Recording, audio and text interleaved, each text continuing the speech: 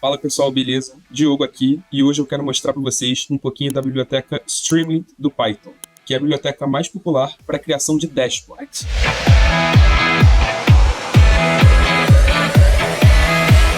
Hoje eu estou trazendo aqui um exemplo dos embarques de Uber em Nova York. Tá, eu peguei esse exemplo justamente da própria documentação do Streamlit, então se vocês vierem aqui nesse link, vocês vão ter uma explicação um pouquinho mais detalhada, né, sobre exatamente o passo a passo aqui do que a gente vai construir, mas nesse vídeo eu vou explicar aqui, linha por linha, bem passo a passo, de tudo que a gente precisa para reproduzir isso aqui que vocês estão vendo. Então aqui em cima a gente tem um botão onde a gente pode ver os dados brutos que a gente está usando. Aqui a gente tem um histograma com quantos embarques foram feitos a cada hora do dia. E aqui embaixo a gente tem um mapa que a gente pode ver a localização de todos esses embarques. E aqui com um slider que a gente pode filtrar para uma certa hora do dia e ver, né, a localização naquela hora do dia. Tá, então é isso aqui que a gente vai reproduzir. Então sem mais enrolação, vamos partir aqui para o nosso arquivo que a gente vai usar. Tá? Vou fechar esse terminal aqui que estava rodando antes e vamos começar do zero. A primeira coisa que a gente precisa fazer para reproduzir aquele programa é importar as bibliotecas necessárias. Nesse caso aqui, a gente está usando 3 bibliotecas. Tá? A primeira que é a Streamlit, então import Streamlit as ST, que é a abreviação, né, comum, convencional para você abreviar o Streamlit, é chamar de ST. E outras duas que a gente vai precisar é o Pandas, então import Pandas as PD.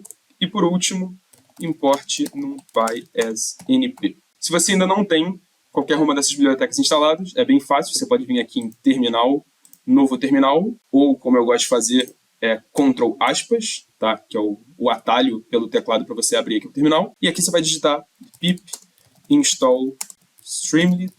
E aí aqui no meu caso ele vai dizer que eu já tenho essa biblioteca instalada, né? Já está instalado. E aí você vai fazer a mesma coisa, né? Pip install pandas ou pip install numpy. Ou se você quiser, já passando uma dica aqui para vocês, se você quer instalar mais uma biblioteca de uma vez, você pode digitar pip install e várias bibliotecas separadas por espaço. Então, pip install, pandas, espaço, numpy, enter. Você já vai instalar uma biblioteca e logo depois vai instalar a outra. No caso aqui eu já tenho tudo instalado, então não aconteceu nada. CLS para limpar aqui o terminal, beleza. Então a gente pode seguir aqui com calma. Então a primeira coisa que a gente vai fazer é definir o título da página, tá? Então um título ali com uma fonte maior no início da página para dizer ali o assunto que está sendo tratado. Então para fazer isso, st.title, e aqui dentro a gente vai digitar Uber Pickups in Nova York. Beleza, então só para a gente testar se isso aqui que a gente escreveu já está funcionando como esperado. Então, toda vez que a gente fizer alguma alteração, a gente vai rodar de novo aqui esse comando do Streamlit para ver como está ficando o nosso aplicativo. Tá? Então, para rodar um programa Streamlit é diferente de um arquivo normal do Python. Né? Para você rodar isso aqui, esse arquivo Python, você provavelmente viria aqui, né, aqui em cima na setinha, clica aqui, ali no Play e ele vai executar aqui esse comando. Tá? Então, ele vai usar o Python para ler o seu arquivo, né, para executar o seu arquivo. Mas repara que se eu fizer isso, ele está dizendo, né, está me dando um aviso que se eu quiser ver, né, esse aplicativo Streamlit, o comando que eu tenho que rodar é isso aqui, ó, Streamlit run, e aqui o nome do meu arquivo está meio grande, né, porque ele está dando um caminho completo, mas é só Streamlit run e o nome do arquivo, tá? Então deixa eu limpar aqui de novo e eu vou fazer Streamlit run e o nome do arquivo que eu estou usando é app.py. Então app.py, enter, e isso vai abrir aqui uma nova janela aqui no meu browser, com o que a gente tem até agora, que é só o título Uber Pickups em Nova York. Então, beleza, até agora bem tranquilo. Vamos voltar aqui para o nosso programa.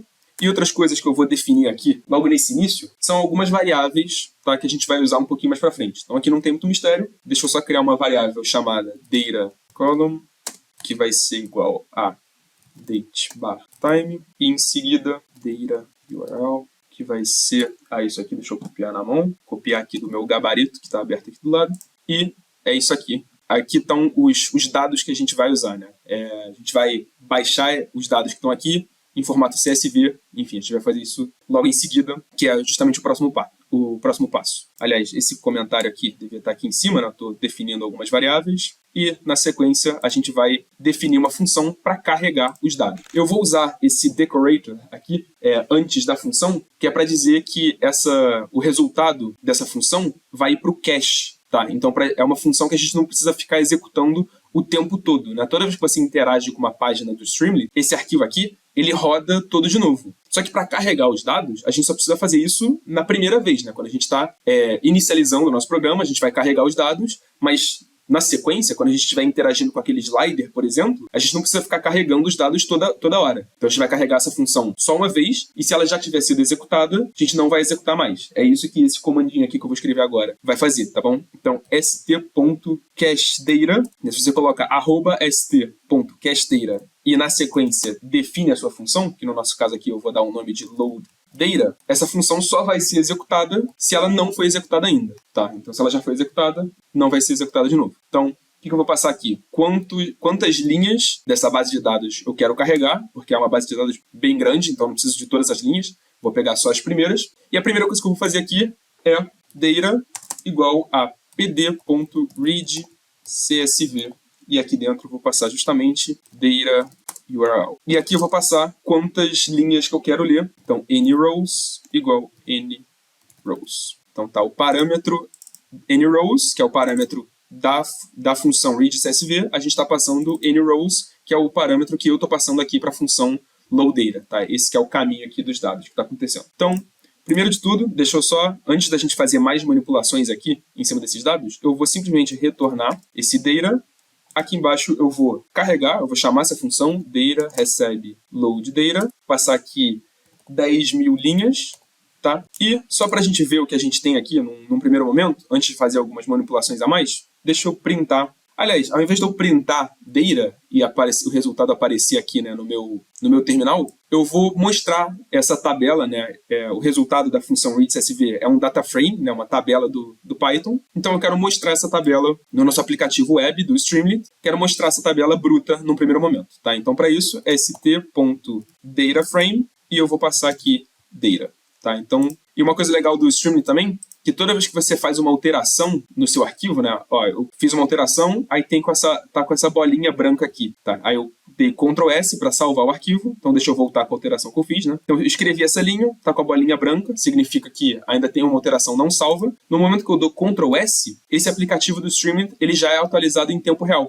Então se eu voltar aqui, ó, aliás, ele ainda não foi, ele tá dizendo um aviso aqui que o arquivo, né, base desse programa foi alterado. Você pode clicar aqui em Rerun ou Always Rerun. Se eu clicar em Always Rerun, toda vez que eu der um Ctrl S lá, toda vez que eu fizer uma alteração no meu arquivo e salvar, essa página aqui já vai ser atualizada. Então é bem conveniente fazer isso dessa forma. Então beleza, então até agora eu só importei os dados que estão vindo desse URL aqui e eu estou mostrando essa tabela aqui na nossa página. Então é isso que está acontecendo até agora. A gente tem o nosso título e a tabela ali com os dados brutos. Tá? Então vamos fazer ainda algumas manipulações. Tá? A primeira coisa que a gente vai fazer é jogar tudo isso aqui, né, o nome de cada coluna dessa, repara que está com algumas letras estão em maiúsculos. A primeira coisa que eu vou fazer é jogar tudo isso para minúsculo, tá? Primeira manipulaçãozinha que eu vou fazer. Para isso, eu vou fazer o seguinte, eu vou criar uma função. Isso tem outras formas de fazer, eu até faria de outra forma, provavelmente, mas eu vou seguir exatamente o que está ali na documentação, tá? Para não ficar diferente. Então, o que a documentação faz é o seguinte,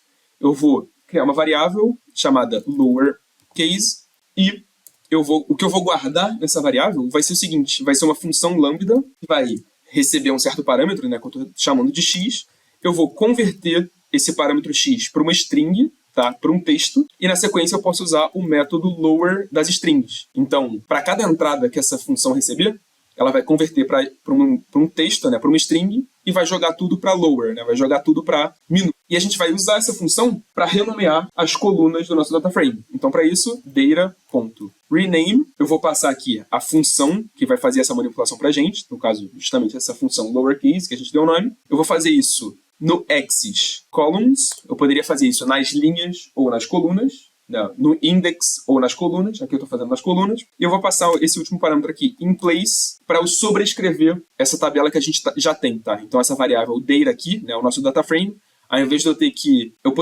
Uma maneira de fazer isso seria, no início da linha, data recebe data.rename, tal, né, da maneira que a gente tem aqui. Ou a gente também pode escrever isso, ao invés de ter que sobrescrever a variável na mão, né, executar o método rename e guardar dentro da variável data, eu posso simplesmente digitar data rename e aqui no final dizer in place igual a true para sobrescrever a variável que a gente já tem. Tá? É isso que a gente está fazendo. E mais uma manipulaçãozinha que a gente precisa fazer, que é data na coluna data column. Eu vou converter essa coluna aqui, que é para ser uma data, para uma data de fato, tá? Num primeiro momento, quando a gente importa, quando a gente está importando os dados brutos, essa coluna aqui, datetime, ela, por mais que ela pareça uma data e um horário, ela não é uma data ainda dentro do Python, tá? Isso aqui ainda está sendo tratado como um texto, então um passo que a gente precisa fazer, né, uma manipulação que a gente precisa fazer, é converter esse texto para um objeto datetime, tá? Para a gente poder, de fato, trabalhar com as datas dentro do Python. Para fazer isso, bem simples, data, na coluna data column, vai receber pd.toDatetime data na coluna data column. Colocar aquele botãozinho, né, uma checkbox. Quando o usuário quiser, ele pode clicar nessa checkbox e ver essa tabela que a gente estava vendo antes, né, que a gente já tinha aqui disponível. Se eu atualizar isso aqui, a gente não tem mais ela disponível, né, porque eu escondi aqui, eu não estou escrevendo mais usando aquele st.dataframe. Mas o que eu vou fazer é permitir que o usuário veja, né, se ele quiser. Tem uma caixinha lá que, quando ele marca a caixinha, aparece essa tabela. Então, para usar isso, em um primeiro momento, só explicar um pouquinho como funciona esse elemento aqui do Streamlit. Então, eu vou simplesmente digitar st.checkbox e eu vou digitar aqui uma mensagem, por exemplo, show raw data, tá? Então, para a gente poder ver os dados brutos. Isso aqui que eu estou passando entre aspas é só uma mensagem, tá? Não tem nenhum significado real dentro do programa, é só uma mensagem para o usuário mesmo, tá? Que está usando ali o programa. Então, se eu fizer só isso aqui e eu salvar, repara que aqui na nossa página, se eu atualizar aqui sempre, já tem ali a nossa checkbox, que por enquanto não faz nada, né? Eu posso interagir, mas não está acontecendo nada porque a gente não implementou a lógica disso ainda. Para ter uma maneira bem simples, né, de usar o Streamlit para testar se essa caixa está marcada e a gente vai executar alguma coisa, e se ela não estiver marcada, não vai acontecer nada. A maneira que a gente tem que fazer isso é simplesmente colocar um if aqui antes da caixinha. Se st.checkbox, que no final da linha eu colocar um 2 pontos, aqui dentro desse escopo, né, dentro do if, eu vou digitar algumas coisas que eu quero que aconteça. Então, st.subheader, eu vou colocar aqui uma mensagem raw data. Tá? Então, deixa eu salvar aqui o que eu tenho até agora. Então, no momento, a gente tem a caixinha aqui que não está marcada. Quando eu marco a caixinha, aparece ali um texto raw data, eu desmarco a caixinha, o texto some. Então, beleza, parece estar funcionando tranquilo. Então, deixa eu adicionar mais um comando aqui dentro do if, que vai ser justamente st.write data. Isso aqui é meio análogo ao que a gente tinha antes de escrever st.dataframe. Tá? Na prática vai ser mais ou menos a mesma coisa. Esse data aqui, né, a nossa variável data, é justamente um dataframe, né, do Pandas, uma tabela do Python. E aí isso aqui seria uma maneira mais específica de escrever isso na página, né, de adicionar esse elemento no nosso aplicativo Streamlit, dizer de uma forma explícita, né, st.dataframe, isso aqui que eu quero escrever na página é uma tabela, né, é um dataframe, mas eu posso também usar o método write, simplesmente para escrever qualquer coisa genérica, e ele vai entender que é uma tabela e vai funcionar igualzinho. Então, se eu der Ctrl S aqui de novo, a caixinha não está marcada. Quando eu marco a caixinha, raw data, e tem aqui a nossa tabela para a gente poder ver os dados brutos. Perfeito. Vamos passar aqui para a próxima etapa, que é criar aquele gráfico do histograma de quantos embarques foram feitos a cada hora, tá? Então, para fazer isso, em um primeiro momento, deixa eu só colocar mais um subheader aqui, né? Só para ter um títulozinho ali dessa seção aqui, desse gráfico na nossa página. E eu vou escrever aqui number of pickups by hour. Ctrl S. Então, vamos ver. Aqui já está o título aqui, desse subtítulo desse gráfico que vai vir na sequência. Beleza. Próximo passo agora vai ser criar o histograma, né? Aquele gráfico com quantos embarques foram feitos hora por hora. Então, qual que é a manipulação? O que a gente tem que fazer agora? A gente vai olhar aqui para os nossos dados brutos e para cada linha dessa, onde a gente tem um dia e um horário, a latitude e a longitude, né, de onde ocorreu aquele embarque, o que a gente vai precisar fazer? A gente vai olhar para cada uma dessas datas e a gente quer olhar todos os embarques que aconteceram na hora 0, todos os embarques que aconteceram na hora 1, à 1 da manhã, às 2 da manhã, e por aí vai. Tá? Então, a gente vai ter que acessar essa coluna aqui, datetime. A gente vai acessar só a hora daquela data, daquele horário. A gente vai pegar só o número ali da hora e vai contar quantas linhas teve naquela hora. Tá? Essa é a manipulação que a gente vai fazer. Para isso, eu vou digitar aqui ist values, vai receber np.histograma, e aqui eu vou passar a coluna com esses horários datetime. Tá? Então, o nome da nossa tabela é data, e eu quero acessar a coluna date column, que é essa aqui que a gente definiu, tá? A coluna date/time, justamente essa coluna aqui, date/time. E o que eu quero acessar dentro dessa data, né, cada um desses elementos aqui é um objeto datetime do Python. Eu quero acessar a hora de cada datetime desse para poder agrupar ali, né, pela hora 0, pela hora 1 e por aí vai. Então, para eu poder acessar a hora de cada uma dessas datas, eu vou continuar essa linha aqui com .dt, para acessar esse objeto datetime, .hour. Então, assim eu estou acessando a hora de cada uma daquelas datas. Tá? Aqui eu vou dizer quantas categorias eu quero no meu histograma, e aí no caso, né, eu quero uma barrinha para cada hora do dia, de 0 até 23 horas, então eu vou ter beans igual a 24, e aqui na sequência eu vou dizer um range, tá? O intervalo ali, qual que é o primeiro valor e o último valor desses beans. E aqui no caso, range igual 0,24, e essa função aqui, histograma do NumPy, vai retornar pra gente, tá vendo, uma tupla, vai retornar pra gente, se eu der uma olhada aqui, né, um primeiro valor chamado ist, que são os valores do histograma, e ele também retorna pra gente os limites, né, de cada categoria ali, de cada uma das barrinhas, qual que é o limite inferior e superior de cada categoria dessa que a gente está criando. Só que a gente não está interessado nisso, na verdade. A gente só está interessado nos valores do histograma. Então, ao invés de eu pegar esses dois valores que essa função histograma está retornando, eu vou pegar só o primeiro valor, tá? Só ali o elemento que está na posição 0 dessa tupla, que o histograma está retornando para a gente. Então, beleza. Então, aqui eu já tenho ist_values.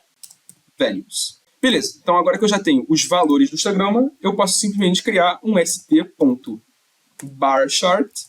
tá? Um gráfico de barras, e eu vou passar aqui justamente ist_values, os valores do histograma. Se eu salvar isso aqui e voltar aqui para nossa página, vou atualizar aqui, né, os últimos valores. Deixa eu apagar aqui os dados brutos, e eu escrevi alguma coisa errada aqui, data, que aliás eu escrevi errado aqui no início, então deixa eu renomear isso aqui, date column, exatamente assim. Então pronto, agora sim, certinho, deixa eu voltar aqui, está sendo executado de novo. Então a gente já tem aqui, né, nosso primeiro botão para ver os dados brutos, e agora sim está aparecendo o nosso gráfico aqui, nosso histograma, hora por hora, quantos embarques foram feitos a cada hora. Beleza, a última coisa que a gente tem que fazer é aquele outro gráfico que a gente tinha, né, o mapa, onde a gente pode filtrar por uma determinada hora do dia e ver ali no mapa a localização, né, as coordenadas de cada embarque que foi feito. Então, para fazer isso, primeiro, vai ser justamente aquele slider para a gente poder filtrar por uma certa hora do dia. Então, a primeira coisa que eu vou fazer é hour to filter, vai receber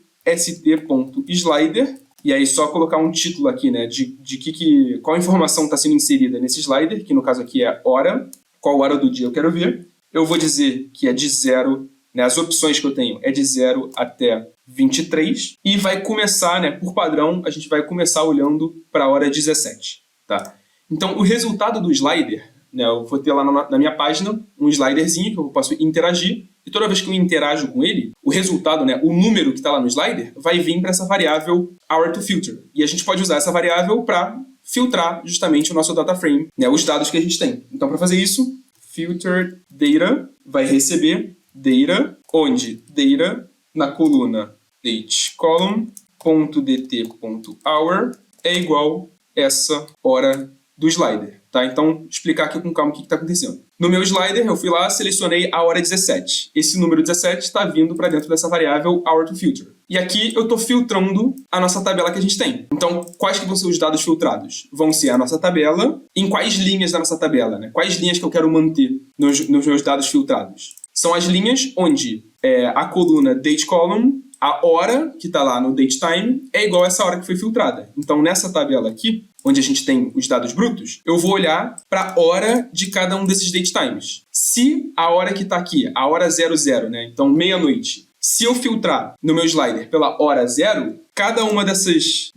objetos datetimes aqui que tiver a hora 0 vão ser mantidas no meu data frame filtrado. Tá? Então eu vou usar esse data frame filtrado para mostrar ali no mapa, que é o que a gente vai fazer aqui por último. Então, só para finalizar, st.subheader, vou colocar aqui mais um título. Nesse caso eu vou usar aqui uma fstring para poder manipular também qual hora ali está sendo mostrada. Então, map of all pickups at, aqui eu vou inserir aqui o hour2filter, 2.00. Então, só para vocês entenderem o que está acontecendo aqui até agora, deixa eu esconder aqui. Então, já tenho aqui o slider, que eu posso interagir. Toda vez que eu interajo, esse númerozinho está vindo aqui para dentro desse texto map of all pickups em tal hora. Tá? Então, estou pegando aqui o número que está vindo do slider e colocando dentro desse texto aqui. Então, para finalizar, a última coisa que a gente precisa é mostrar ali o mapa. Então, st.map filter data. E por que isso aqui vai funcionar? Porque na nossa tabela com os dados, a gente tem uma coluna de lat e long. Então, quando a gente passa aqui esse map, né, o st.map, ele vai olhar para esse latitude e longitude e vai colocar uma bolinha em cada uma dessas posições, tá? Então, a gente tem ali naquela coordenada, no mapa mundial, a gente tem aqui uma bolinha para cada linha daquela. E aí eu posso filtrar aqui, né, se eu quiser ver às 0 horas, eu só tenho uma bolinha. Eu tenho uma bolinha aqui em cima desse gráfico só para as linhas onde foi meia-noite. Então, para uma linha que tem aqui o horário de 1 da manhã, isso não está entrando na nossa future data, né? Depois que a gente fez essa manipulação aqui, tá? Então, depois dessa linha aqui, só são mantidos na tabela as linhas onde a hora daquele embarque foi a hora que a gente está selecionando aqui pelo slider. Então, a gente está filtrando os dados e passando esses dados aqui para dentro do mapa, tá? Então, é isso que está acontecendo. Então, pronto, era tudo isso que a gente precisava. Esse aqui é o programa completo, tá? Deixa eu até apagar aqui. Tá, vou encerrar ali a conexão com o Streamlit. Esse aqui é o arquivo completo com todos os comandos que a gente precisa para reproduzir essa página aqui, né, da própria documentação do Streamlit. Então, era isso aqui que eu tinha para mostrar para vocês. Espero que vocês tenham gostado. Se vocês tiverem mais sugestões do que a gente pode fazer ou com a biblioteca Streamlit ou outra biblioteca que vocês queiram aprender, pode deixar aqui nos comentários para a gente, né, que a gente vai dar uma olhada e a gente quer trazer o que seja mais interessante para vocês. Então, eu vou ficando por aqui. Obrigado e um abraço.